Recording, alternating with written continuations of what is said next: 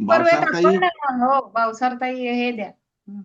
हो परिचय द्या. ठीक आहे, भावसारताई चला सुरू मी सुरू करते. सुरू हो हो, सुरू करा. Yes yes. नमस्कार, मी माधुरी भावसार, पुणे रावेत येथून कुंडली मंथन आणि भाग्योदय ज्योतिष हस्तरेषा आणि वास्तू यांच्या संयुक्त विद्यमाने साप्ताहिक ज्योतिष व्याख्यानात आपणा सर्वांचे मनपूर्वक स्वागत करते. तर आजचे आपले जे व्यक्ती आहेत ते आहेत ऋषभनाथ कोंडेकर सर. आणि आजचा जो विषय ते घेऊन आले आहेत आपल्याकडे, तर तो विषय आहे की श्रीयंत्र साधनेचे आपल्या जीवनावरील होणारे परिणाम. तर सरांची शैक्षणिक पात्रता थोडक्यात सांगायची झाली तर सरांचं एज्युकेशन भरपूर काही झालेलं आहे. सर बी मेकॅनिकल झाले आहे, डीएमई, एएमआय झालंय, डीबीएम झालंय सरांचं. नंतर ADC SSAA, MBA in the systems, नंतर जीडीसी अँड ए. नंतर अजून सरांनी जर्मन लँग्वेजचं सुद्धा सर्टिफिकेशन केलंय, जॅपनीज लँग्वेजचं सर्टिफिकेशन केलंय. पीएचडी एनडी याचे सुद्धा अभ्यास सुरू आहेत त्यांचे.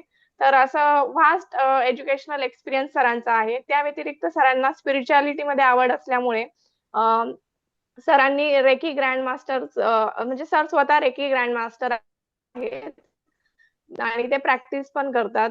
प्लस वेगवेगळ्या थेरपी असतात, जसं emotional freedom therapy, EFT tapping, mind power, neuro linguistic programming, dowsing, Shiv Swarodaya Shastra, ब्रह्मविद्या, ह्या एवढ्या सगळ्या गोष्टींचा सरांचा अभ्यास आहे. ते प्रॅक्टिस करतात आणि ते शिकवतात. म्हणजे ओव्हरऑल सरांच्या 9 पदव्या आहेत आणि सर्टिफिकेशन्स आहेत. 2 पीएचडी आहे, एनडी आहेत. नंतर 14 प्रमाणित थेरपी कोर्सेस ते शिकवतात. नंतर 27 प्रकारच्या वेगवेगळ्या थेरपी आणि हिलिंग मॉडॅलिटीज सर प्रोव्हाइड करतात.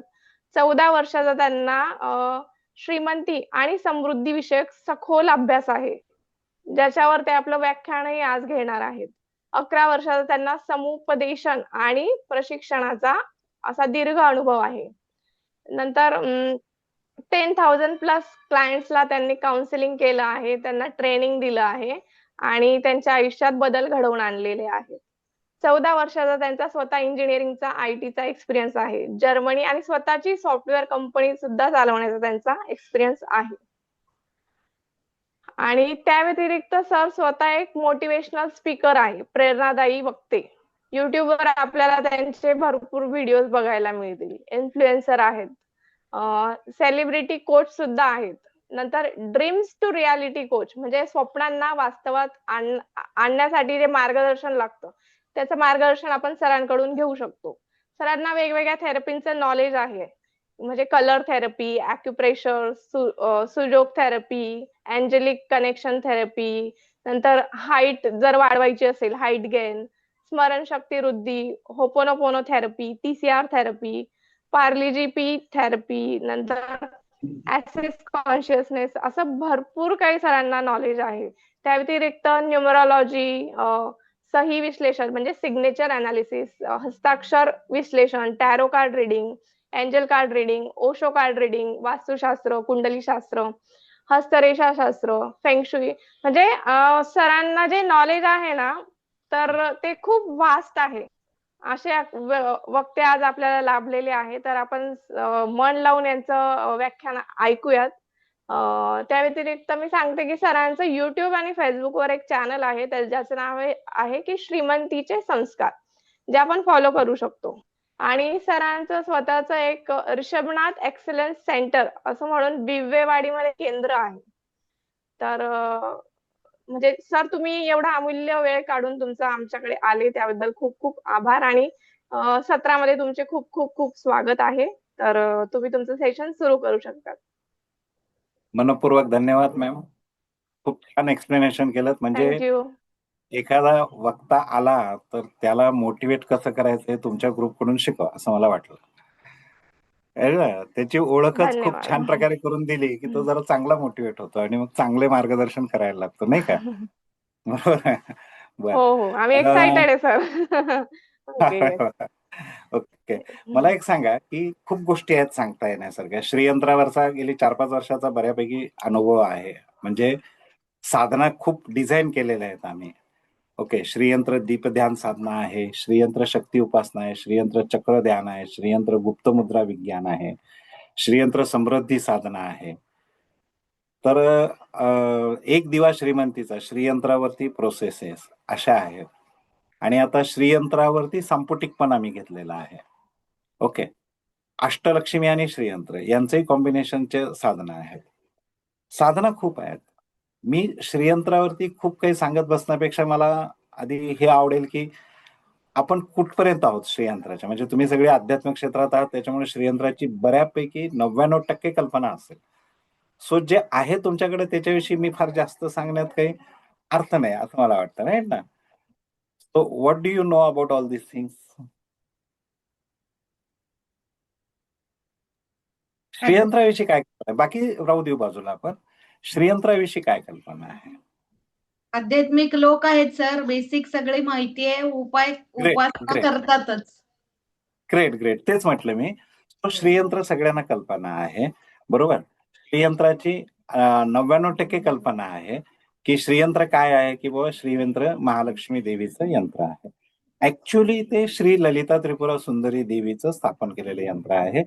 याचा उल्लेख आपणाला सौंदर्य लहरी याच्यामध्येही पूर्णपणे सापडतो. आणि दशमहाविद्यामध्ये तिसरी महाविद्या जी आहे ललिता त्रिपुरा सुंदरी देवीची, त्याच्यामधलं यंत्र श्रीयंत्र आहे. पण मग अनेक जण प्रश्न विचारतात की हे जर श्री ललिता महात्रिपुरा सुंदरी देवीचं यंत्र आहे, तर मग याचा उपयोग आपण धन अर्जन किंवा लक्ष्मीशीच कसा जोडला जातो?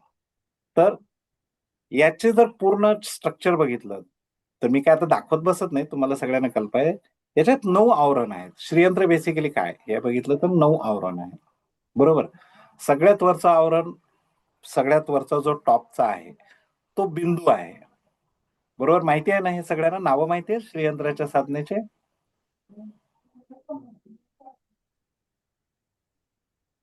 श्रीयंत्राचे जे 9 आवरण आहेत त्याच्यामध्ये आपण जर वरून सुरुवात केलं, म्हणजे बिंदूपासून सुरुवात केलं तर वर बिंदू आहे, त्याला सर्वानंदमय चक्र म्हणतात. त्याच्या खाली एक त्रिकोण दिसतो, त्याला सर्व सिद्धिप्रद चक्र म्हणतात. त्याच्यानंतर अष्टहार आहे, 8 त्रिकोण असलेलं सर्कल आहे. तुम्ही पिरॅमिड श्रीयंत्र घ्या किंवा प्रिंटआउट जो 2 डायमेन्शन असतो तो घ्या. म्हणजे आपण 3D आणि 2D असं 2 भागात बघू. 3D मध्ये 2 प्रकार आहेत. एक असतो तो मेरू पर्वताचा साधा याच्यावरचा, आणि दुसरं कुर्म श्रीयंत्र. म्हणजे कुर्म म्हणजे कासवाच्या पाठीवरती काढलेलं श्रीयंत्र, असा तो एक झाला. तर हे कुठल्याही श्रीयंत्रात घेतलं तर हे 9 आवरण फिक्स आहेत. मग सर्व सिद्धिप्रद मध्ये 3 त्रिकोण, नंतर सर्व रोगार चक्र जे अष्टहार म्हणतात, त्याच्यानंतर सर्व रक्षाकार चक्र जो अंतर्दशहार आहे, आतले 10 त्रिकोण, त्याच्या बाहेर बाह्य दशार किंवा त्याला सर्वार्थ साधक चक्र म्हणतात. ठीक आहे. त्याच्यानंतर सर्व सौभाग्यदायक, सर्व संशोभन, सर्व आशापूर्वक, सर्व त्रैलोक्य मोहन. म्हणजे खालचा जो आपल्याला भूपूर दिसतो चौकोन, तो त्रैलोक्य मोहन चक्र आहे. येते लक्षात? तो त्रैलोक्य मोहन चक्र आहे. आणि आता आपण जगामध्ये जेवढं काय काम करतो, मी काय म्हटलं लक्षात घ्या, आता आपण जगामध्ये जागृत अवस्थेत जेवढं काय काम करतो, अख्खं ब्रह्मांडातले म्हणजे पृथ्वीवरची सगळे लोक, ती सगळी कामाची एक्सप्लेनेशन या बाह्य नुपूरमध्ये आहे. आपण वेगवेगळ्या शक्तींचा वापर करतो. आपल्या अंगातल्या 8 द्रव किंवा 8 धातूंचा वापर आहे. वेगवेगळ्या आपल्या अंगातले गुण ज्याला आपण सिद्धी म्हणतो, आगिमा सिद्धी, लगिमा सिद्धी, अनिमा सिद्धी, लगिमा सिद्धी, महिमा सिद्धी, अशा सर्व सिद्धी. आणि जे काय जागृत अवस्थेत काम चालतं,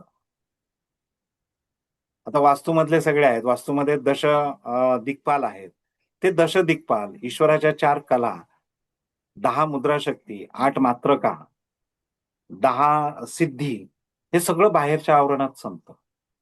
आता हे देवता झाल्या. मग आता मला सांगा, एवढं सगळं बाहेरच्या आवरणात संपतं, आणि मी जर खात्रीपूर्वक सांगतोय की श्रीयंत्र हे फक्त पूजा करण्याचं नाहीये, तर तो एक वैज्ञानिक भूमिती आहे, सायन्स आहे. तुम्हाला यश मिळण्याचं एक्झॅक्ट गणित हे श्रीयंत्रात दिलेलं आहे. मी जरी श्रीमंतीवर बोलत असलो, जरी आध्यात्मिकतेवरती बोलत असलो, तरीही माझं मूळ तत्व हेच आहे की जी गोष्ट सायंटिफिकली क्लिअर आहे, जी गोष्ट वैज्ञानिक दृष्ट्या प्रूव्हन आहे, त्याच गोष्टीवरती आपण काम करायचं. बरोबर. मग आपण वदनी कवळ घेता नाम घ्या श्रीहरीचे असं जरी म्हणत असलो, तर त्याच्या पाठीमागचं विज्ञान काय, त्याच्यावरचे काय सायंटिफिक रिसर्च झालेले आहेत, ते मी शोधून काढले, तर मग ते सांगितलेलं आहे की हे करा. आपण एक घास बाहेर काढून ठेवतो, पाणी ओवाळतो, त्याच्यानं नेमकं एक्झॅक्टली काय होतं.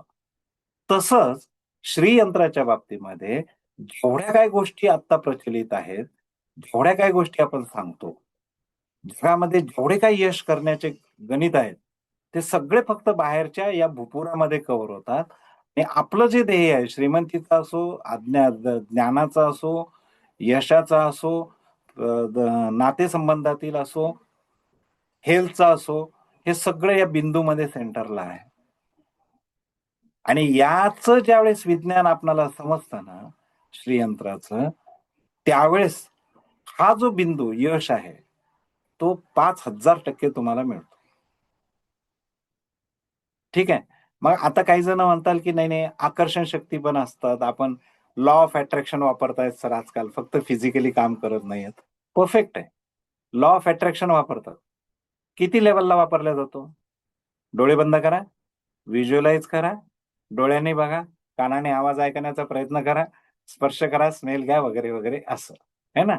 साधारण पंचकर्मेंद्रिय, सॉरी 3 कर्मेंद्रिय आणि पंच ज्ञानेंद्रिय, एवढ्या 8 ह्याच्या माध्यमातून जास्तीत जास्त व्हिज्युअलायझेशन केलं जातं.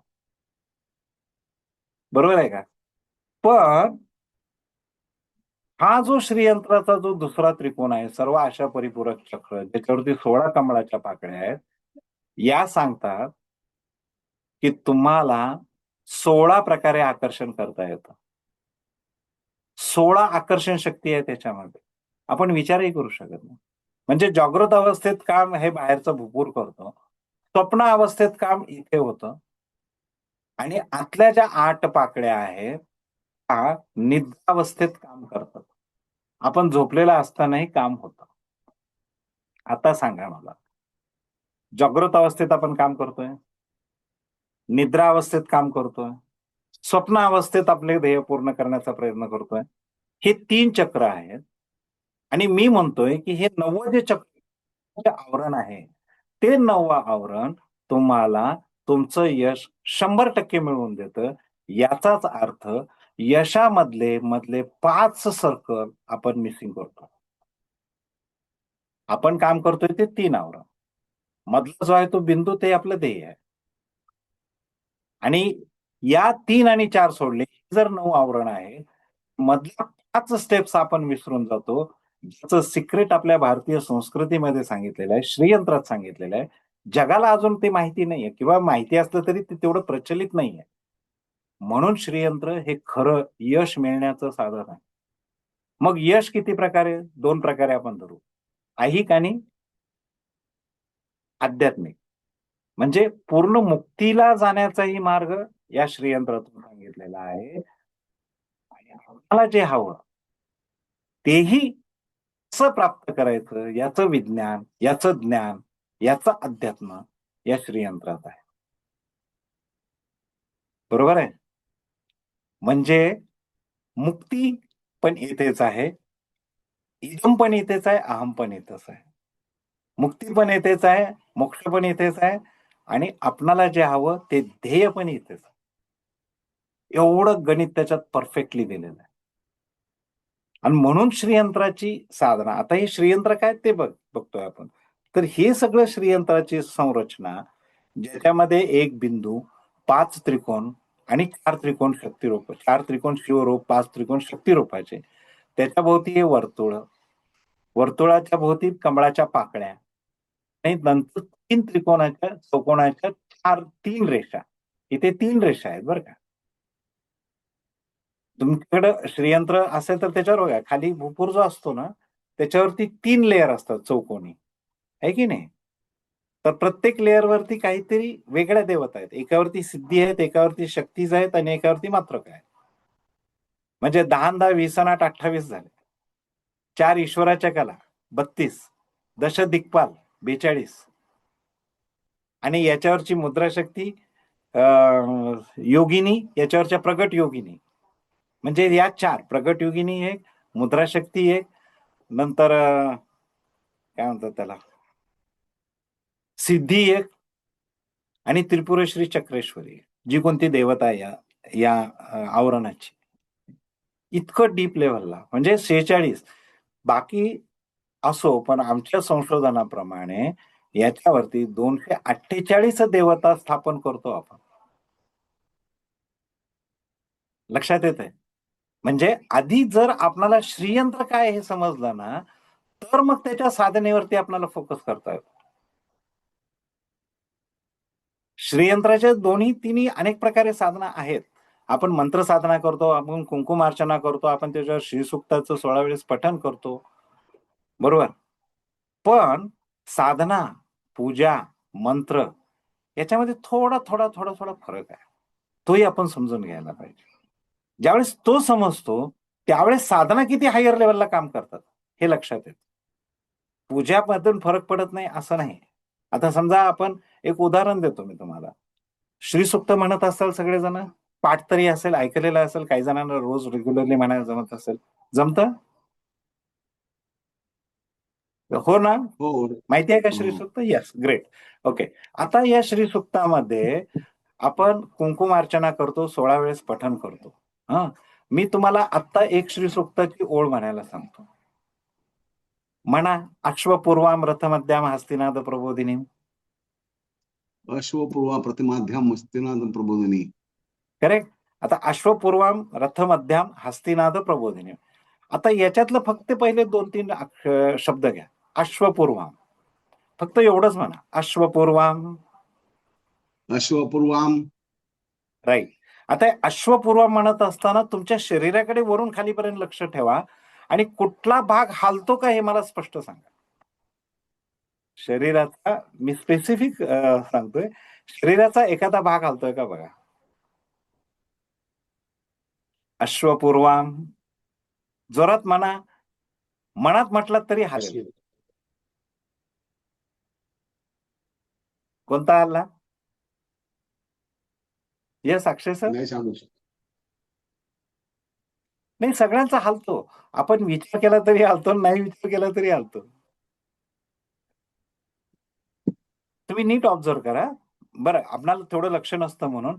अश्वपूर्व म्हणताना नाभिस्थळ हालतं का नाही बरं, पोट. अश्व, बरोबर आहे की नाही? तुम्ही मनातल्या मनात म्हणा. बरोबर. अश्व म्हणताना मनातल्या मनात जरी अश्वपूर्वाम. अश्व म्हटलात ना, तरीही नाभिस्थळ आलतं. नाभिस्थळ म्हणजे काय? मणिपूर चक्र. दिल्लीचं. राईट.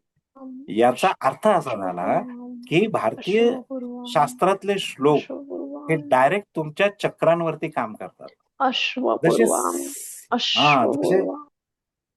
आहे ना, बघा बघा, म्हणून बघा सगळेजण, खरंच फरक जाणवेल तुम्हाला. आणि हे श्री सुक्तातलं पण गुपित आम्ही बऱ्याच गोष्टी, म्हणजे सगळ्या 16 श्लोकांमधून पहा, 7 स्वर आहेत, सारे गम पधनी, बरोबर. आपल्या शरीरातही 7 चक्र आहेत. आता या 7 स्वरांनाच फक्त वेगवेगळ्या प्रकारे गोठवून किंवा गुंतवून आपण वेगवेगळे ध्वनी संगीत निर्माण करतो, वेगवेगळे राग तयार करतो आणि त्याचा परिणाम वेगवेगळ्या प्रकारे होतो, बरोबर आहे ना. तसंच हे जे श्लोक आहेत, ते श्लोक जसे जसे आपण म्हणत जातो तसे आपल्या शरीरातील वेगवेगळे चक्र ऍक्टिव्ह होतात. हिरण्यवर्णाम हरिणीम, हिरण्यवर्णाम हरिणी म्हटल्यानंतर ह र हे कॉम्बिनेशन मध्ये आल्यामुळे इथं हृदयावरती येतोच त्याचा भाग. चंद्राम हिरणमयी, चंद्राम म्हटले की शीतलता आहे, शीतलता म्हटली की आपल्या परत हृदय स्थानावरती त्याचं व्हायब्रेशन्स होतात, बरोबर. सूर्याम हिरणमयी लक्ष्मीम, सूर्या म्हटले की तेज, हे लक्षात येतच. तेज म्हटले की मणिपूर चक्र, सूर्य म्हटलं की मणिपूर चक्र, बरोबर आहे. अजून एक आहे ना, गंधद्वाराम दुराधर्षाम, गंध म्हटला की परत नाकाचा संबंध आला, श्वास आला, सुगंध आला, म्हणजे विशुद्ध चक्र आपोआप ऍक्टिव्हेट झालं. अशा सगळ्या गोष्टी घडायला लागतात, लक्षात घ्या. तसंच श्रीयंत्राचं जसं श्रीसुक्त आहे, ओके, काल आम्ही एक क्लास घेतला की इंद्रकृत लक्ष्मी स्तोत्र, म्हणजे ते बरंच मोठं आहे ऍक्च्युली. आपल्याकडे प्रचलित आहे ते 6 श्लोकाचं आहे, त्याच्यापेक्षा अजून थोडं मोठं आहे ते 17 श्लोकांचं आहे. तर त्यातले काही श्लोक घेऊन त्याच्या माध्यमातून लक्ष्मी तत्व कसे जागृत होतात याचा रिसर्च केला आम्ही, आणि तो आता परवा मागच्या मंगळवारपासून आम्ही द्यायला चालू केला. लक्ष्मी तत्व साधना, तत्व जागृत होतात तुमच्या शरीरात. लक्ष्मी तत्व जसं पृथ्वी तत्व आहे, जल तत्व आहे, अग्नि तत्व, वायू तत्व, यश, आकाश तत्व, तसं लक्ष्मी तत्व. लक्ष्मी तत्व आले की लक्ष्मीच्या रिलेटेड सगळ्याच गोष्टी आल्या. लक्ष्मी म्हणजे फक्त धन नाही. येतंय लक्षात? ज्यांना वाटतं पैसे पाहिजेत आणि आपल्याकडे नाही आहेत, त्यांच्याकडे लक्ष्मी नाही, हे आमचं श्रीमंतीच्या संस्कारचं म्हणणं आहे. ज्यांना वाटतं की यस माझ्याकडे आहेत पैसे, तो लक्ष्मी म्हणजे श्री, लक्ष्मी म्हणजे समाधान, लक्ष्मी म्हणजे प्रतिष्ठा, लक्ष्मी म्हणजे प्रसिद्धी, लक्ष्मी म्हणजे तुमचं ऐश्वर्य, लक्ष्मी म्हणजे सर्व प्रकारचे ऐश्वर्य, 8 ऐश्वर्य, ज्ञान आलं, सगळं आलं, तुमचा आनंद झाला, सगळ्या गोष्टी आल्या. चालेल.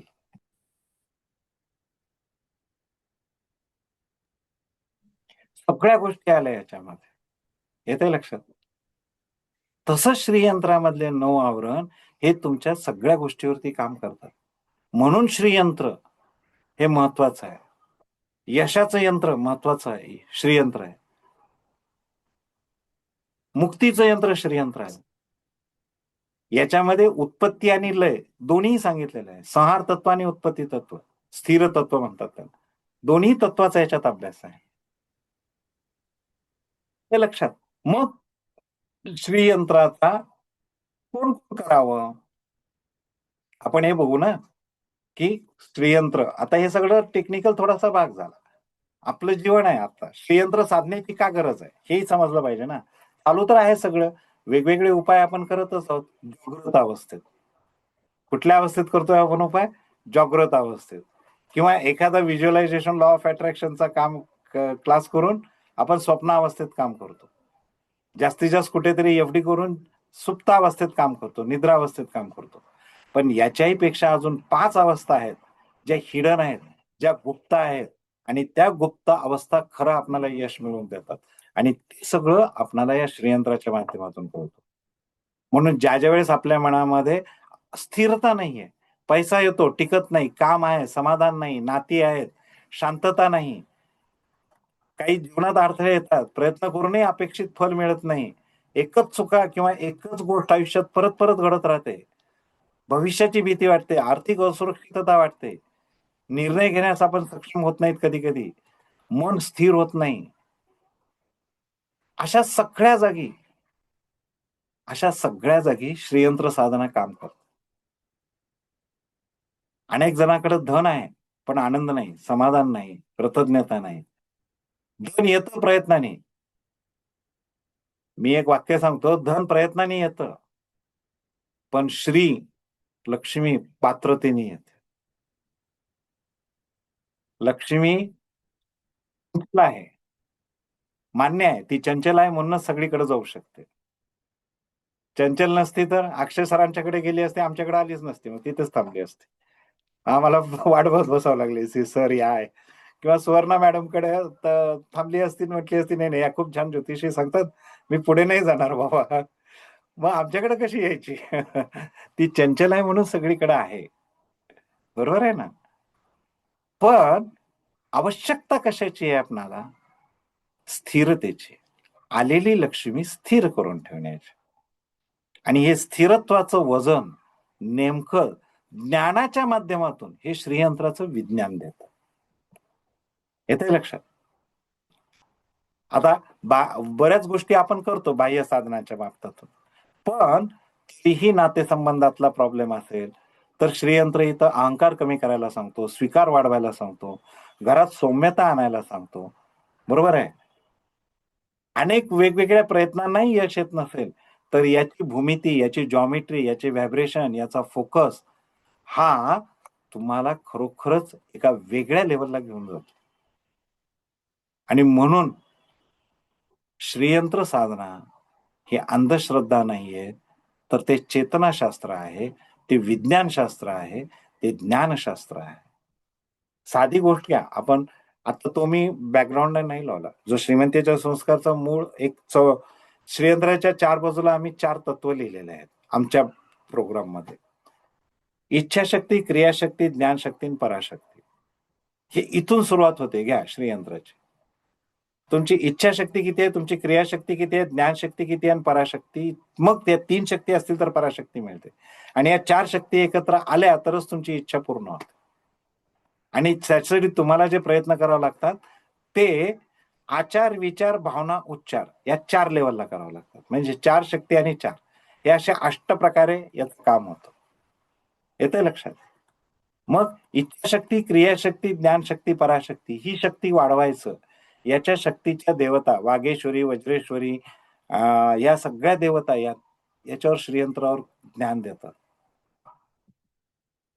येते लक्षात? श्रीयंत्र म्हणजे ऊर्जा संतुलन आहे. फक्त आकृती नाही, फक्त धातूची प्लेट नाही, कागदावर काढलेलं रेखाटन नाही, किंवा ती पूजेची वस्तू नाही. जसं वायर नाही तरी विद्युत क्षेत्र असतं की नाही? वायर आहे, विद्युत दिसत नाही, पण तिथं असतं की नाही? वारा दिसत नाही, पण आपल्याला परिणाम जाणवतो की नाही? तो श्रीयंत्र आहे. 9 त्रिकोण, अनेक वर्तुळ, कमळाचे 16-24 दळ, मध्यबिंदू, हे सगळे ऊर्जेचे केंद्र आहेत. त्या ऊर्जेच्या केंद्रामध्ये स्थैर्य, शांतता, शुद्ध चैतन्य प्राप्त होतं. मनाची भटकंती कमी होते, अंतर्मुखता वाढते. वरचे त्रिकोण शिवतत्वातले आपल्यातली चेतना निर्माण करतात. आणि खालचे त्रिकोण शक्ती तत्वातले, ऍक्च्युली थोडं उलट, शिवतत्वातले क्रिया निर्माण करतात आणि शक्ती तत्वातले चेतना निर्माण करतात. येते लक्षात? ते सौंदर्य लहरी मधला आता आठवलं म्हणून सांगतो. सौंदर्य लहरी मधला पहिला श्लोक आहे, शिवशक्त्या युक्तो यदि भवती शक्ता प्रभवितो. म्हणजे शिव हा शक्तीशिवाय नुसता शव आहे, त्याच्यात काहीच नाही. शक्ती आहे तर त्याच्यात ऊर्जा आहे, नसता तो कोणाला रिस्पॉन्सही करू शकत नाही, रिॲक्टही करू शकत नाही, असं सौंदर्य लहरीमध्ये सांगितलेलं आहे. तसंच आहे, जोपर्यंत तुम्ही त्याला फक्त भौमितिक आकृती म्हणून ठेवताय तोपर्यंत श्रीयंत्र हे फक्त भौमितिक आकृती आहे. त्याच्यात ज्यावेळेस तुम्ही साधनेनी ऊर्जा टाकताय त्यावेळेस ते शिवशक्ती रूप एकत्र होऊन अंतर्गत शांतीचा प्रवास चालू करणार मानसिक, भावनिक, बौद्धिक, आध्यात्मिक स्तरावर काम करणारे यंत्र बनतं. येते लक्षात? आणि म्हणून बघा, तुम्ही सगळेजण सिद्ध करत असतात यंत्र, पण तुमच्या सगळ्यांना एक सजेशन आहे. तसं सजेशन द्यायला तुम्ही खूप ऑलरेडी ज्ञानी आहात.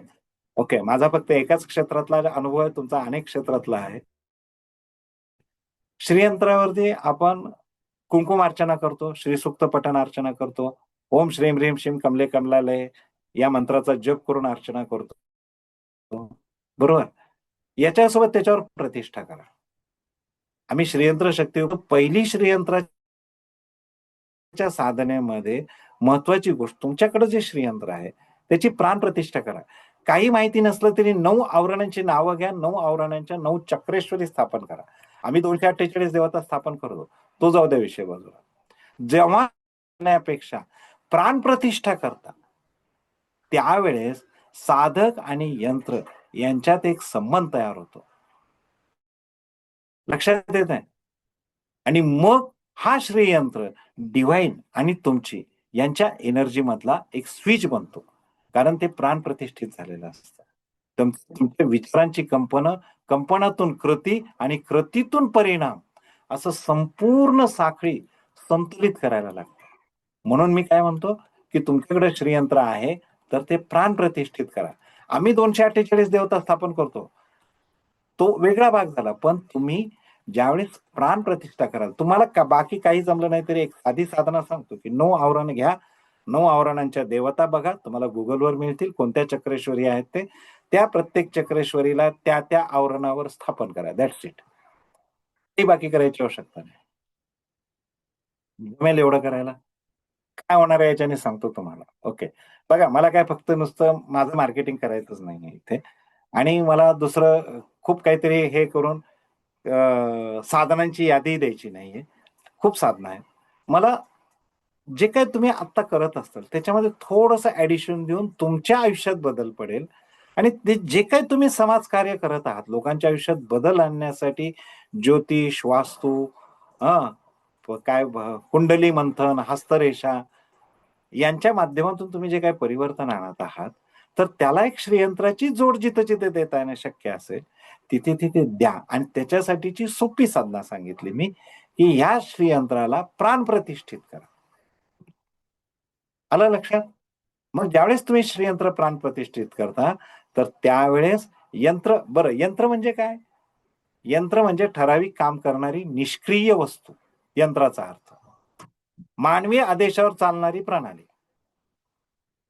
परंतु ज्यावेळेस त्याच्या शक्ती येते त्यावेळेस स्वतःची कंपनात्मक ओळख असलेली ती रचना होते, आणि चेतनेशी संवाद करणारी संरचना होते. येते लक्षात? जिवंत होतं म्हणजे जागरूकता येते, रिस्पॉन्सिव्ह होते, संवेदनशील होते, सेन्सिटिव्ह होते, आणि संवादक्षम होते, म्हणजे इंटरॅक्टिव्ह होते. इतका जिवंतपणा ज्यावेळेस तुम्ही श्रीयंत्र प्राण प्रतिष्ठित करता तेवढा होतो. अनुभवावरून सांगतो की तुम्ही श्रीयंत्राला सिद्ध करणं आणि श्रीयंत्राला प्राण प्रतिष्ठित करणं, तर या सिद्ध करण्याच्या साधनेपेक्षा प्राण प्रतिष्ठितची साधना ही तुम्हाला जास्त फलदायी होते. कारण आपणालाही माहिती आहे, कुठलीही मूर्ती असो, काही असो, आपण त्याची प्राण प्रतिष्ठा करतो म्हणजे त्याच्यामध्ये एक कॉन्शियसनेस आपण इन्स्टॉल करतो, आणि तोच कॉन्शियसनेसची साधना तुम्ही करायला काही हरकत नाही. कुठल्याही कर्मकांडा म्हणण्यापेक्षा कुठल्याही पूजा अर्चा स्तोत्रामध्ये काही अडकू नका. ही ऊर्जा आहे. तुम्ही भावातून त्या त्या आवरणाच्या त्या त्या देवतेची स्थापना. संपलं. 248 देवता बाजूला, 9 देवता स्थापन करा. That's it. 9 चक्रेश्वरी. आलं लक्षात? मग तुमचं ते जागरूक, संवेदनशील, संवादक्षम आणि तुमच्या भावनेला प्रतिसाद देणारं, श्रद्धा, सातत्य आणि शुद्धतेनं सक्रिय असलेलं श्रीयंत्र बने. मग श्रीयंत्र चेतनेशी संवाद कसा सांगतं? ज्यावेळेस आपल्या मनातील विचारांची ऊर्जा, आता बघा, पूर्ण वैज्ञानिक पद्धतीने सांगतोय मी, आपल्या मनातील विचारांची ऊर्जा ही त्यात प्रतिबिंब होते, त्या ऊर्जेचे व्हायब्रेशन निघतात, आणि त्या संरचनेमुळे आपले विचारांचे प्रतिबिंब त्या श्रीयंत्राकडे जातात. कारण आपण श्रीयंत्राला ऍक्टिव्ह नाही, प्राण प्रतिष्ठित केलेला आहे, आणि मग त्या सकारात्मक भावाने त्याची शक्ती वाढून अस्थिर भावाने त्याचे अस्थिरतेचे परिणाम मंद होतात. आणि म्हणून फक्त रेखाटन नाही, तर ती एक सुप्त रचना जिवंत शक्ती रूपात कार्य करू लागते. साधकाशी, साधना करणारा साधक याच्याशी ऊर्जा संबंध निर्माण करतो. आणि त्याच्यामुळेच बघा, श्रीयंत्र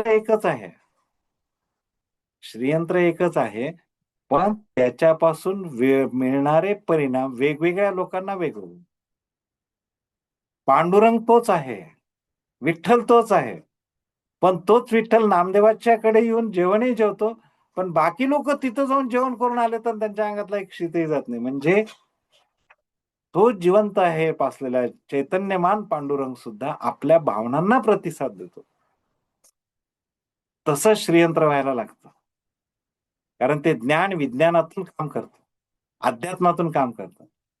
त्यामुळे प्रत्येक साधकाची चेतना वेगळी असल्यामुळे, प्रत्येकाचा भाव वेगळा असल्यामुळे, प्रत्येकाला येणारे अनुभव वेगवेगळे असतात, हे लक्षात ठेवायचं. एखाद्याला आर्थिक स्थैर्य मिळेल, दुसऱ्याला मानसिक शांती मिळेल, तिसऱ्याची आध्यात्मिक प्रगती होईल. आणि हे सगळं आपल्याच घरातील वेगवेगळ्या लोकांना वेगवेगळे परिणाम मिळणं, हेच श्रीयंत्राच्या जिवंतपणाची खूण आहे. बर, मग श्रीयंत्र काय करतं? तुमची मागणी पूर्ण करता का? ओम फट स्वाहा, चल मला परीक्षेत 90% पडू, चला दिले, असं करतं का? नाही करत. श्रीयंत्र तुमच्यामध्ये निर्माण करतं, मागणी पूर्ण करत नाही. सूर्यामुळे पीक येतं, पण सूर्य पीक देतो का? योग्य वेळ, जमीन, पाणी हे सगळं असतं, पण सूर्यप्रकाश असल्यामुळे जसं पीक निघतं, सूर्यप्रकाश नसेल तर पीक निघत नाही.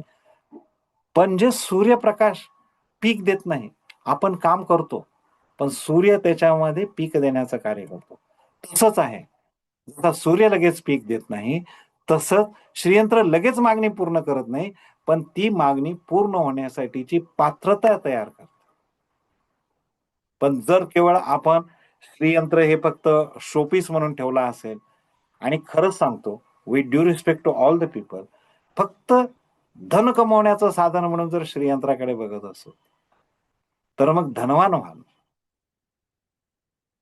होऊ शकता, धनवान होऊ शकता, पण पुत्रवान, भाग्यवान, विद्यावान, ज्ञानवान है ना, हे होणार का नाही याची काही खात्री नाही. कारण श्रीयंत्र ही श्रीचं यंत्र आहे.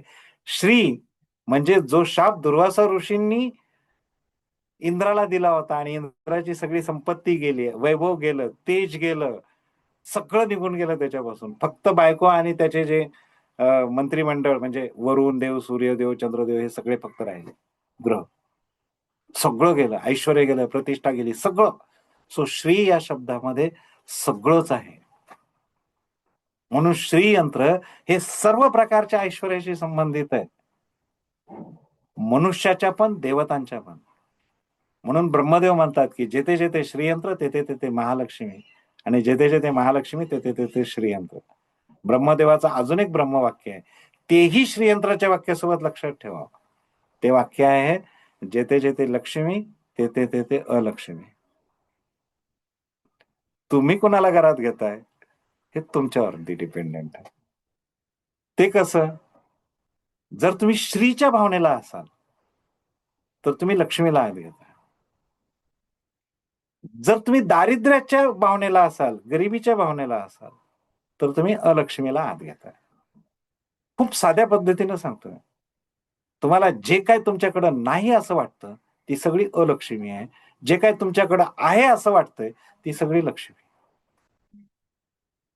आणि श्रीयंत्राचं ज्ञान हेच सांगतं की जे आहे ते आधी बघ, जागृत अवस्थेत बघ, जे पाहिजे ते स्वप्न अवस्थेत बघ.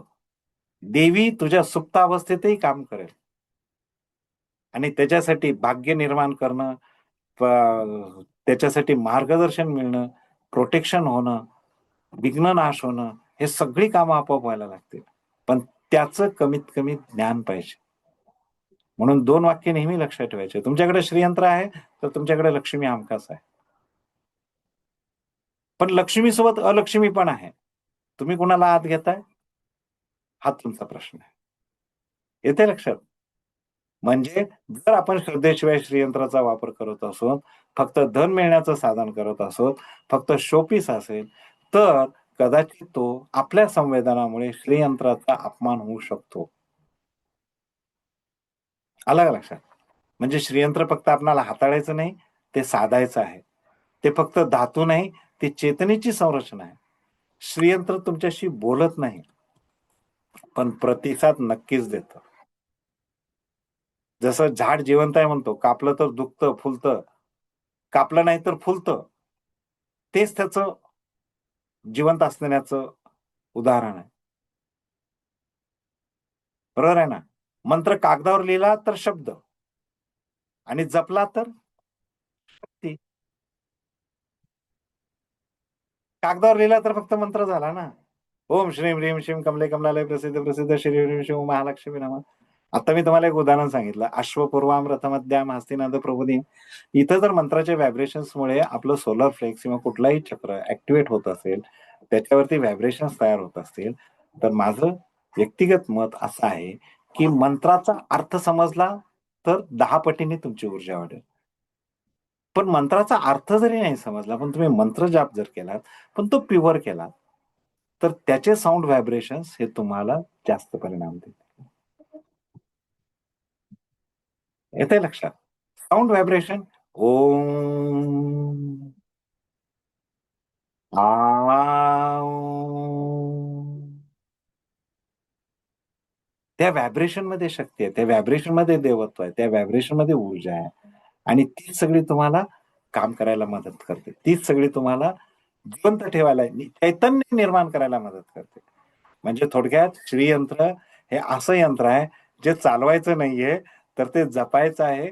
त्याची जिवंत शक्ती रचना तुम्हाला उपयोगात आणायची आहे. बरोबर? मग मग कशासाठी वापरायचं? लक्ष्मी म्हणजे काय? पैसा, सोना, संपत्ती नाही. लक्ष्मी म्हणजे सौंदर्य, लक्ष्मी म्हणजे स्थैर्य, लक्ष्मी म्हणजे समृद्धी, लक्ष्मी म्हणजे सर्व ऐश्वर, लक्ष्मी म्हणजे पोषण, लक्ष्मी म्हणजे ज्ञान, लक्ष्मी म्हणजे संतान, लक्ष्मी म्हणजे प्रेम. आणि तत्व म्हणजे काय? तत्व म्हणजे जे स्थिर आहे, व्यक्ती बदलला तरी बदलत नाही, ते तत्व. प्रकाश तत्व आहे, ऊर्जा तत्व आहे, गुरुत्वाकर्षण तत्व आहे. बरोबर आहे? तसंच लक्ष्मी हे तत्व आहे. आणि म्हणून अदृश्य गोष्ट दृश्य होण्यासाठी, सूक्ष्म ऊर्जा स्थूल स्वरूपात आणण्यासाठी हे श्रीयंत्राचं ज्ञान, या श्रीयंत्राच्या साधना, या सूक्ष्म रूपातला बिंदू या स्थूल रूपामध्ये, एवढ्या मोठ्या रूपामध्ये बदल घडवून आणू शकतो. म्हणून तुमचं जे स्वप्न आहे हे बिंदू रूपामध्ये, मायक्रो रूपामध्ये आहे, दिसत पण नाहीये. 10 लाख रुपये पाहिजेत महिन्याला, दिसत नाहीये. पण ते जर या मार्गाने गेलं, आधी जागृत अवस्थेत काम, नंतर स्वप्नावस्थेत काम, नंतर सुषुप्त अवस्थेत काम, नंतर ईश्वरावरती काम, नंतर गुरुचं मार्गदर्शन, है ना? या अशा सगळ्या, याच्यात बऱ्याच गोष्टी आहेत ऍक्च्युली. वेगवेगळे भाव आहेत, वेगवेगळे उपनिषदातले तत्व प्रत्येक याच्यावरती आहेत. ज्ञान खूप आहे याचं. कमीत कमी 24 तास, 9 दुणे 18 तासानं आता जे चालू केले ते 9, 27 तासाचं एक्सप्लेनेशन आहे माझं, एक सगळ्या आवरणाचं म्हणून. एका आवरणावरती 2 ते 3 तास मी सांगत असतो. एवढं डीप लेवलला आहे. पण तेवढं सगळं राहू द्या ना, आपल्याला आता थोडं एवढं तरी करून घेऊ, आहे की नाही? आपल्यातलं लक्ष्मी तत्व ऍक्टिव्हेट करण्यासाठी, आपल्यातले लक्ष्मी तत्वाची अभिव्यक्ती करण्यासाठी जो बिंदुरूपी बीज आहे त्याचं श्रीयंत्र रूपी वृक्ष करणं, म्हणजे आपल्या विचार आणि कृतींना परिणाम देऊन लक्ष्मी तत्वाची अभिव्यक्ती करण्यासारखं आहे. समृद्धीचं तत्व जीवनात प्रत्यक्ष अनुभव करण्यासारखं आहे. पण मग आता प्रश्न पडतो की श्रीयंत्राच्या साधनेतून लक्ष्मी तत्व कसं व्यक्त होतं बाबा, आहे की नाही? आता आपण म्हटलं की पैसाच फक्त नाही, लक्ष्मी काय वेगळा आहे, तर साधना करायची. पण साधनेतून लक्ष्मी तत्व म्हणजे सर्व ऐश्वर्य तत्व. परत लक्षात घ्या, लक्ष्मी म्हणजे फक्त धन पैसा असं नाही म्हणत आपण. तर लक्ष्मी तत्व कसं प्रकट होतं? तर श्रीयंत्राची रचना ही लक्ष्मीच्या तत्वाला आकार देते, तिच्या कंपनांना केंद्रित करते आणि साधकाच्या जीवनात ती प्रवाह आणते. कारण लक्ष्मी तत्व पूर्ण ब्रह्मांडात आहे. आदी लक्ष्मी, महालक्ष्मी, जिला जगज्जननी म्हटलेलं आहे, ती सगळीकडे आहे.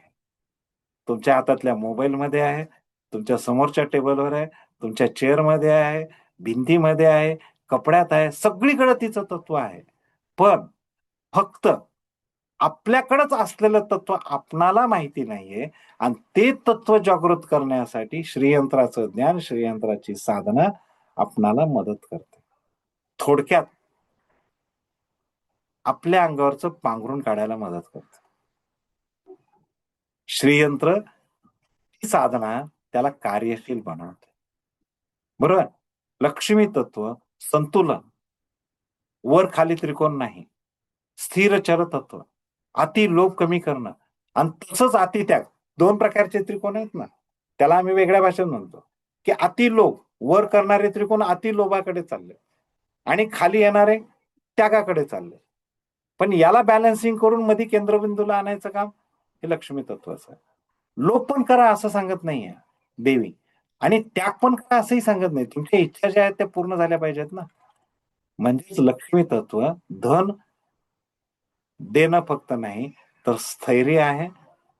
अनियमितता जिथं असेल तिथं स्थैर्य देतं, खर्चावरती नियंत्रण, नियोजनाची बुद्धी, आणि तसंच सौंदर्य, या ब्रह्मांडातली सर्वात सुंदर देवी असेल ती महालक्ष्मी, जिच्याकडे बघितल्यानंतर प्रसन्न वाटतं.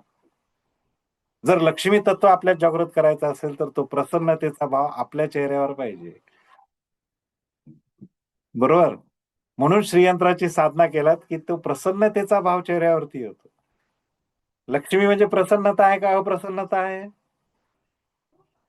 काय लक्ष्मी देवीकडे? लक्ष्मी देवीच्या कपाळावर आट्या असतात का? अक्षय सर, अशी आट्या घातलेली लक्ष्मी देवी कुठं बघितली का? नसते नसते. नसते की नाही. लक्ष्मीचा चेहरा कसा असतो देवीचा? प्रसन्न असतो. मग तो प्रसन्न चेहरा, जर आपल्यातलं लक्ष्मी तत्व जागृत करायचं असेल तर तो प्रसन्न चेहरा आपला पण आला पाहिजे. आणि तो फास्ट पद्धतीनं 9 आवरणांच्या माध्यमातून श्रीयंत्राच्या साधनेतून येतो. येतंय लक्षात? हो, लक्ष्मी तत्व तुमचं नातेसंबंधही टिकवतं, अहंकार कमी करतं, स्वीकार वाढवतं, देण्याची वृत्ती वाढवतं. ओके. काय कमी आहे, जसं मी आता सांगितलं की जे तुमच्याकडे नाहीये असं तुम्हाला वाटतं, ती अलक्ष्मी आहे. ती काय कमी आहे, ही कमतरतेची भावना म्हणजे अलक्ष्मी. मग ते कमवायचं नाही का? त्याच्याशिवाय पर्यायच नाही. ते कमवायलाच पाहिजे. धर्म, अर्थ, काम, मोक्ष. मोक्षाला जायचंय तर कामना पूर्ण झाल्याच पाहिजेत. मग त्या कामना पूर्ण करण्यासाठी अर्थ लागतोच, आणि तो अर्थ धर्माच्या माध्यमातून कमवला पाहिजे. त्याच्यामुळे मी विरक्त व्हा म्हणतच नाहीये, आणि झाला तर पूर्ण विरक्त व्हा, मग कशाचीही काळजी नाही. अहम ब्रह्मास्मी. निघाले. खाण्याची काळजी नाही, पिण्याची काळजी नाही, कपडे कोणते घातलेत काही नाही, काही नाही. So you are totally detach. वैराग्य उत्पन्न झालेलं आहे. तर मग तुम्ही मोक्षाला डायरेक्ट गेले. आणि काही कामना असतील मनामध्ये, नाही राव आज थोडस एक ड्रेस टी शर्ट तरी घ्यावं का, कामना आहे, घ्या. जर पूर्ण नाही झाली आणि चुकून गेलात देवा घरी, तर देवाच्या घरातही नाही जाणार, नाही मला टी शर्ट घालायचं राहिले म्हणून खाली परत याल, भटकत राहाल. है ना? बरोबर आहे, जोक पार्ट आहे. पण सगळ्या कामना पूर्ण करण्यासाठीच धर्म, अर्थ, काम, मोक्ष याच्यावर मार्गदर्शन करणार, तसंच अष्ट ऐश्वर्य प्राप्तीसाठी सगळ्या 8 कॉर्नरवर काम करणार, यशाचं सिक्रेट असलेलं, एक्झॅक्ट सिक्रेट असलेलं गणित म्हणजे श्रीयंत्र आहे. या जगामध्ये यशाचं ज्ञान आणि विज्ञान जेवढं श्रीयंत्रात आहे तेवढं कुठंच नाही. आणि म्हणून श्रीयंत्राची साधना. आता जप, तप, हवन, साधना याच्यामधले फरक आहेत, पण सगळेच आत्ता घेणं शक्य नाहीये. पण साधना म्हणजे एवढंच सांगतो आपण, बाकी गोष्टी काय नाहीये त्याच्यापेक्षा साधनेवर फक्त फोकस करू. साधना म्हणजे काहीतरी साध्य करण्यासाठीच केलेलं उपक्रम. साधनेमध्ये मन उत्तय इन्व्हॉल्व असतं, भावना उत्तय असतात. आलं का लक्षात? साधना ही आंतरिक लेवलवर केली जाते, आणि ध्येय समोर ठेवून केलेली साधना, साध्य समोर ठेवून केलेली गोष्ट म्हणजे साधना. तुम्ही श्रीयंत्राचा मंत्र म्हणा, ठरवा मी रोज 11 वेळेस मंत्र म्हणणार आहे, फक्त 11 दिवस म्हणणार आहे, ही साधना मी करणार आहे हे साध्य करण्यासाठी. आता त्या साध्यामध्ये तुमची इच्छाशक्ती, क्रियाशक्ती, ज्ञानशक्ती किती आहे हा प्रश्न आहेच, तो आपण मुद्दा वेगळा सोडू.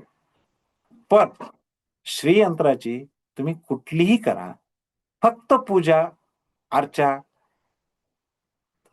मंत्र, स्तोत्र न करता साधनेवरती भर द्या, एवढंच मला तुम्हाला या त्यातून सांगायचं. आलं का लक्षात? बिंदू, त्रिकोण, वर्तुळ, चिंतन सगळं आहे याच्यामध्ये. शिवशक्ती संयोग आहे. शिवशक्ती त्रिकोणाचा छेद म्हणजे सृजनतेची प्रक्रिया आहे. बरोबर. कुंडलिनी शक्ती आहे. मला आता कुठल्या याच्याविषयी बोलायचं नाहीये, परंतु नुसते 3 त्रिकोण, सभाषण 3 त्रिकोण उलटे ठेवले तरी त्याला कुठला तरी एक विधी सांगितलेला आहे, आणि त्याच्यावरती बरेच जण बोलतात. आणि माझ्याकडे काही जण आले की सर म्हणे हे असं असं आहे पा, हे असे त्रिकोण काढली, ही आकृती एकदम तुमच्या इच्छा सगळ्या पूर्ण करतो. म्हटलं माझ्याकडे ही आकृती आहे, तुझ्याकडे 2-3 आहेत, 2 का 3च आहेत, माझ्याकडे 4-5 आहेत की म्हटलं श्रीयंत्राचे. मग हे किती पूर्ण करत असेल? बरोबर आहे का? म्हणजे हे पण सॉलिड प्रूव्ह करतं. श्रीयंत्र स्थापित करा, प्राण प्रतिष्ठित करा, स्वतःसोबत ठेवा. माझ्याकडे सगळीकडे श्रीयंत्राचा वापर अतिशय उपयुक्तपणे करण्याचा प्रयत्न असतो. इथे बघा श्रीयंत्र आहे मोबाईलच्या पाठीमागे. श्रीयंत्राची एक साधना म्हणून मोबाईल मधून आपल्याला पैसे येतात. खरं म्हणजे की मोबाईल म्हणजे लक्ष्मीचं गेटवे ऑफ लक्ष्मी आहे. बरोबर आहे. जीपे, फोन पे सगळे इथंच येतात. पैसे देतो म्हणून सांगणारे फोन पण इथेच येतात. म्हणून इथं श्रीयंत्राची प्रतिमा लावून ठेवा. ही एक चांगली साधना आहे. ओके, बस ते तर श्रीयंत्राचा मंत्र म्हणा आणि काय त्याला ऍक्टिव्हेट करा. आधी प्राण प्रतिष्ठित करून घ्या. इथे हे आता हे चांदीचं छोटं श्रीयंत्र आहे. पाठीमागे साईबाबांचा फोटो आहे आणि मग याला श्रीयंत्र इथं ठेवला की बस सकाळी उठल्यानंतर असा मोबाईल बघण्याऐवजी असा बघा. छोटीशी साधना रोज दिवसभरातली खूप फरक पडेल. आलं का लक्षात? काय करायचंय? मोबाईल आपण कसा बघतो? स्क्रीनकडे बघतो. आता स्क्रीनकडे नाही बघायचं, स्क्रीन उलटी ठेवायची सकाळी उठल्या उठल्या आणि श्रीयंत्राकडे बघायचं है ना. श्रीयंत्राकडे बघायचं, मंत्र म्हणायचा. कुठला? श्रीयंत्राचा जो प्रचलित मंत्र आहे, ओम श्रीम ह्रीम श्रीम कमले कमलालय प्रसिद्ध प्रसिद्ध श्रीम ह्रीम श्रीम ओम महालक्ष्मी नमः. 3 वेळेस म्हणा. सकाळी उठल्या उठल्या कराग्रे वसते लक्ष्मी झालं, धरतीला प्रणाम झाला, लगेच आपण पहिलं दुसरं काम करतो. कराग्रे वसते लक्ष्मी धरती मातेला प्रणाम केल्यानंतर पहिलं काम करतो मोबाईल घेतो. सो मोबाईल घ्या आजपासून, कंपल्सरी घेत नसला तरी, पण उलटा बघा. तिथं श्रीयंत्र ठेवून बर का, नसता तुमच्या प्रिय माणसाचा फोटो ठेवून फक्त तो बघत बसाल तर नाही चालणार. किंवा स्वतःचाही फोटो बघा, काही हरकत नाही, पण श्रीयंत्राचा फोटो ठेवा, 3 वेळेस मंत्र म्हणा आणि छानपैकी याचा असा त्या श्रीयंत्रावरती असे 2 हात ठेवायचे, मंत्र म्हणायचा. सिंपल साधना सांगतो मी तुम्हाला. दोन्ही हात डोक्यावर ठेवायचे. तुम्ही पहा किती फरक पडतो. छोटीशी साधना. श्रीयंत्राचे मी परवाच एक मुंबईच्या मॅडम आहेत कल्याणच्या, त्यांना मी साधना सांगितली. त्यांना अर्जन्सीमध्ये पैसे पाहिजे होते. अनफॉर्च्युनेटली काही अपरिहार्य घडलेल्या गोष्टींमुळे त्यांना पैसे मिळत नव्हते कुठूनही आणि त्यांचा ऑपरेशनचा काहीतरी डॉक्टरची फीस द्यायची होती. आता असं नाहीये की त्या खूप श्रीमंती होती, म्हणजे काय म्हणतात ते डब्याने नोटा भरून ठेवलेल्या होत्या. 2-2 लाख रुपये 10 वर्षापूर्वी 2-2 लाख त्यांच्या बॅगमध्ये असायचे. 2 लाख 10 वर्षापूर्वी म्हणजे 5 तोळे 30,000चा भाव होता. 6 तोळे सोनं घेऊन फिरायच्या है ना. आज नाहीये, ठीक आहे, काही हरकत नाही. आणि त्यांनी लगेच असं छोटीशी केलेली सांगितलेली साधना केली आणि आज सकाळी त्यांनी लगेच फोन केला आमच्या श्रीयंत्राच्या साधनेच्या वेळेस. Sir, good news. म्हटलं किती रुपये मिळाले? ते म्हटल्या 14,000 रुपये मिळाले अचानक, काही प्लॅन नव्हता. म्हटलं क्या बात. आलं लक्षात? काहीतरी साध्य ठेवा. साधना करताना मनाचा वापर जास्त करायचा आहे. ओके, चेतनेचा वापर जास्त करायचा आहे आणि बाकी याच्यापेक्षा म्हणजे पूजा जप, थोडक्यात मी सांगतो तुम्हाला, पूजा ही श्रद्धा वाढवण्यासाठी आहे, वातावरण शुद्धीसाठी आहे, भाव जागृत करण्यासाठी आहे. बरोबर? म्हणजे पूजा मुख्यतः बाह्य स्तरावर काम करते. आंतरिक बदल होईल का नाही याची काही खात्री नाही, पण करू नये असं नाही, त्याच्यानं फरक पडतोच. मंत्राचा जप केल्याने मंत्राची पुनरावर्तन होते, शब्दातून कंपन निर्माण होतात, मन एकाग्र करण्यासाठी फायदा होतो, विचारांची दिशा बदलायला फायदा होतो, वेगवेगळे येणारे नकारात्मक विचार थांबतात, चंचल मन स्थिर होतं, नकारात्मकता कमी होते. पण यांत्रिक झाला तर परिणाम होत नाही. जपाने मन तयार होतं, पार होत नाही. ध्यान करणं, मेडिटेशन करणं, याच्यामध्ये विचार थांबवण्याचा प्रयत्न नाहीये, पण विचार पाहण्याची कला आहे. मनुष्य अंतर्मुख होतो, साक्षीभाव निर्माण होतो, अंतर्गत क्षमता वाढते, अहम सैल व्हायला लागतो. पण ध्यान हे कधी कधी एकाकी राहू शकतं आणि जर ते ध्यानातून साध्य केलेली गोष्ट आपण जीवनात उतरला नाही तर बदल अपूर्ण राहतो. आणि साधना हे जप, पूजा, ध्यान या तिन्हीचं कॉम्बिनेशन आहे. सातत्यपूर्ण आत्मपरिवर्तन आहे, रोजची शिस्त आहे, भाव आहे, विचार आहे, कृती आहे, याचं एकत्रीकरण आहे. मी काय सांगितलं तुम्हाला, छोटीशी कृती की श्रीयंत्रावरती तुमच्या मोबाईलच्या हात ठेवा, मंत्र म्हणा, म्हणजे जप केला, डोळे बंद करून केला, ध्यान केलं, आचरण केलं काहीतरी, म्हणजे तो हात घेऊन परत डोक्यावर ठेवला, ही साधना झाली, ही प्रक्रिया झाली. आलं का लक्षात? आणि त्याच्यामुळं भाव विचार कृती याचं एकत्रीकरण आहे. त्याच्यामुळे ही जीवनात उतरवलेली आध्यात्मिकता आहे. याच्यामुळे पात्रता निर्माण होते, चेतनेची उन्नती होते, स्थायी परिवर्तन होतं. साधना ही जीवन पद्धती म्हणून काम करते. बरं, थोडक्यात तुलना करायची झाली तर सातत्यपूर्ण केलेली साधना संपूर्ण परिवर्तन, रूपांतरण करू शकते. फक्त साधना करताना साध्य ठेवून आणि साधनेचे बाउंड्रीज ठेवून काम करावं, एवढंच मी तुम्हाला सुचवेल. बाउंड्रीज म्हणजे 11 वेळेस मंत्र म्हणेल, इतके दिवस म्हणेल, या प्राप्तीसाठी. ठीक आहे. अनेक माझ्याकडल्या साधना आहेत, त्यात कुठलीही मी तुम्हाला साधना सांगितली नाही श्रीयंत्राची. तुम्हाला ज्या उपयोगी आता पडतील आणि इमिजिएटली या सेशनमध्ये येऊन तुम्हाला फायद्याचे होतील, अशा 2 गोष्टी सांगितल्या. श्रीयंत्र प्राणप्रतिष्ठित करून घ्या, फक्त 9 आवरणांच्या 9 देवतांच्या नावाने. आलं लक्षात? सो ते नावं तुम्हाला गुगलवर आरामात मिळतील. ते मी सांगायची किंवा तुम्हाला प्रत्येकाला बऱ्याच जणांना माहिती पण असतील. त्यानंतर दुसरी साधना सांगितली, मोबाईलवरच्या पाठीमागे श्रीयंत्र लावा, हात ठेवायचा, सकाळी उठल्या उठल्या काय पाहिजे ते सांगायचं, हात ठेवायचा. काय म्हटलं मी? साध्य सांगायचं. आज बाबा बरं, ते अचिवेबल सांगा बरं का. पर डेचं इन्कम 5,000 आहे, तुम्ही सांगितलं आज 5 लाख येऊ दे. तुमच्याच मनात निगेटिव्हिटी आहे, कुठून येणार आहे, ते येत नाही. बाबा आज मला ते मीटिंगला जायचंय, 10,000ची ऑर्डर आहे, ओके, त्यांची वास्तू बघायची आहे, 15,000चं काम आहे, परत 35,000चे मटेरियल वगैरे द्यायचे, 50,000चं, त्यांना फायदा होणार आहे, त्यांनाही फायदा होऊ दे, मलाही ही ऑर्डर मिळू दे.